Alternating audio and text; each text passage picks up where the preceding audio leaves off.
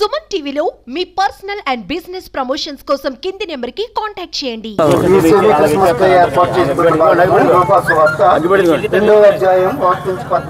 ఆ దినములలో సర్వలోకమునకు ప్రజాసంఖ్య రాయవలని కైసరు ఐగుస్తు వలన ఆజ్ఞ. ఇది కురేనియా సిరియా దేశమునకు అధిపతి అయి ఉన్నప్పుడు జరిగిన మొదటి ప్రజాసంఖ్య. అందరూ ఆ సంఖ్యలో వ్రాయబట్టకు తమ తమ పట్టణములకు వెళ్ళింది. యేసేపు దావీదు వంశంలోను గోత్రములోను పుట్టినవాడు కనుక తనకు భారీగా ప్రదానం చేయబడి గర్భవతి ఉండిన మరియతో కూడా ఆ సంఖ్యలో వ్రాయబట్టకు గలిలయలోని నజరేతు నుండి యూదయలోని బెత్లెహేమనబడిన దావీదు ఊరికి వెళ్ళింది. వారు అక్కడ ఉన్నప్పుడు ఆమె ప్రసవ దినములు నిండెను కనుక తన తొలిచూలు కుమారుని కని కొద్ది గుడ్డలతో చుట్టి సత్రంలో వారికి స్థలము లేనందున ఆయనను పశువుల తొట్టిలో మరుండబెట్టింది. ఆ దేశములో కొందరు గొర్రెల కాపరులు పొలములో ఉండి రాత్రివేళ తమ మందను కాచుకొంచుండగా ప్రభుదూత వారి యొద్దకు వచ్చి నిలిచారు. ప్రభువు మహిమ వారి చుట్టూ ప్రకాశించినందున వారు మిక్కిలి భయపడి. అయితే ఆ దూత భయపడకుడి, ఇదిగో ప్రజలందరికీ కలుగబోవు మహా సంతోషకరమైన సువార్తమానము నేను మీకు తెలియజేస్తున్నాను. కొద్ది గుడ్డలతో చుట్టబడి తన తొట్టిలో పండుకొని ఉంటా నేను చూచెదనని వారితో చెప్పాను. వెంటనే పరలోక సైన్య సమూహం ఆ దూతతో కూడా నుండి సర్వోన్నతమైన స్థలములో దేవునికి మహిమయు ఆయనకి ఇష్టమైన మనుషులకు భూమి మీద సమాధానమును కలుగునుగాక అని దేవుని స్తోత్రము చేయుచుంది. దేవుడి పరిశుద్ధ క్రైస్తవ సోదరులు, ఈ దినాన ఈ యొక్క సెమీ క్రిస్మస్ వేడుకలు ప్రపంచవ్యాప్తంగా జరుపుకుంటూ ఉంటారు. అందులో భాగంగా ఆత్మీయుడి పట్టణంలో ఉన్నటువంటి పురాతన మందిరము ఓబాప్టి సంఘంలో ఉన్నటువంటి విశ్వాసులు, అలాగే కాపరులు, ఎగ్జిక్యూటివ్ వారు, పెద్దలు, విశ్వాసులు ఈ మధ్యలోకి వచ్చి ఈ సంతోషదాయకమైనటువంటి సమయాన్ని గడపడం దేవుడిచ్చినటువంటి గొప్ప ఘనత. మన ప్రియులు వాక్యాన్ని చదువుగా మనం విన్నాం.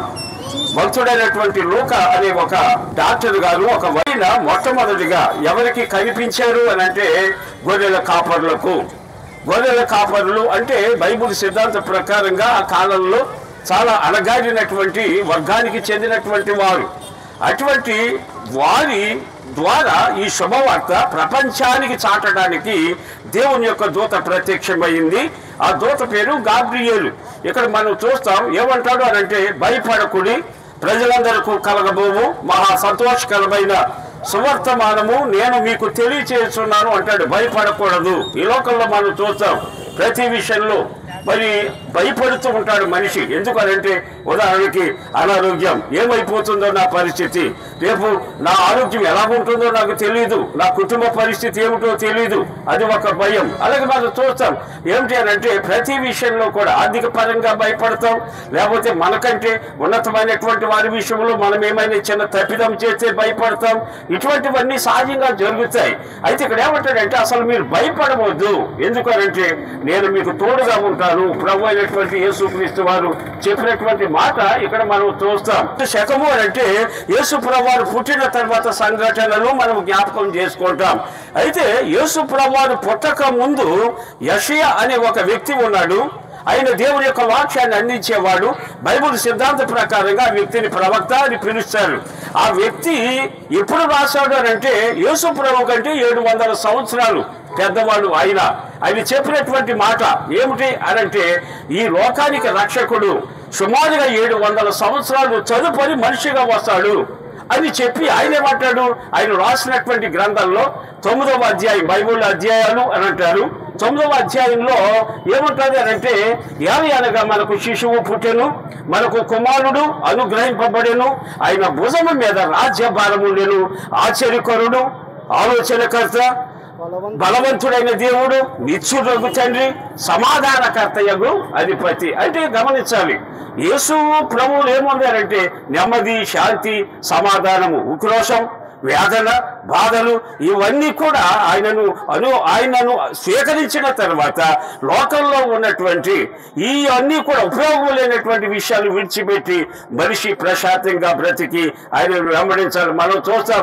ప్రేమగల తండ్రి, కృపగల యేసయ్య, నీకే వందనాలు, స్తుతులు, స్తోత్రాలు చెల్లించుకొనుచూ ఉన్నాము. నీ అమితమైన ప్రేమను బట్టి, కృపను బట్టి ప్రభువా, గడిచిన సెమీ క్రిస్మస్ సమయం నుండి ఈ సంవత్సరం ఇంతవరకు మమ్మలను మీరు నడిపించారు. హోమ్ బాప్టిస్ట్ సంఘంలో కార్యవర్గం ద్వారా ఈ కార్యక్రమాలు మీరు జరిపిస్తున్నందుకు వందనాలు ప్రభా. ఈ రోజు ఎంతో మంది సహకరించి సంతోషదాయకంగా మా పట్టణంలో మా ప్రజలందరి మధ్య ప్రభా ఇదివరైనా ప్రార్థన చేయటం, శుభసూచకంగా ఈ కేక్ కటింగ్ చేయటం, ఇవన్నీ కూడా మీరు ఇచ్చిన గొప్ప ఘనత. మరి ముఖ్యంగా ప్రభా ఐదవ సహోదరులను దీవించండి ప్రభా, ఆశీర్వదించండి. వారు చేస్తున్నటువంటి ఉద్యోగాలు, వారు చేస్తున్న వ్యాపారాలు, వారు చేస్తున్న వ్యవసాయాలు, వారు ఏ పని చేసినా ఆశీర్వాదాలు దయచేయండి. అలాగే ముస్లిం సహోదరులను ప్రభా దీవించి ఆశీర్వదించమని ప్రార్థన చేస్తున్నాం ప్రభా. వారందరికీ కావలసినటువంటి ఆధ్యాత్మికమైనటువంటి కృపను అనుగ్రహించండి. మూడవదిగా క్రైస్తవ ఇదిగోనైనా సహోదరుల కొరకు ప్రార్థన చేస్తున్నాం. సహోదరులు ఐక్యత కలిగి నివసించుట ఎంత మేలు, ఎంత మనోహరం అని చెప్పారు. మేమందరం కలిసి ముందుకు సాగాలి. ముఖ్యంగా ప్రభా వ్యాపారస్తులు, అది చిన్ని వ్యాపారమైన అది పెద్ద వ్యాపారమైన వారికి లాభసాధకంగా ఉండటానికి సహాయం చేయండి ప్రభా. వారి అభివృద్ధి ఆశీర్వాదాల్లో మీరుండండి. ఉద్యోగాల్లో, వ్యాపారాల్లో మీరుండి వారి ప్రార్థన చేస్తున్నాము ప్రభా. అలాగే తండ్రి ఇదిగోనైనా మా పట్టణం మరి ముఖ్యంగా ఈ స్థలాన్ని ఈ సెమీ క్రిస్మస్ శుభాకాంక్షలు హోమ్ బాప్టిస్ట్ తరఫున తెలియపరచడానికి మేము ఎంతో సంతోషిస్తున్నాం.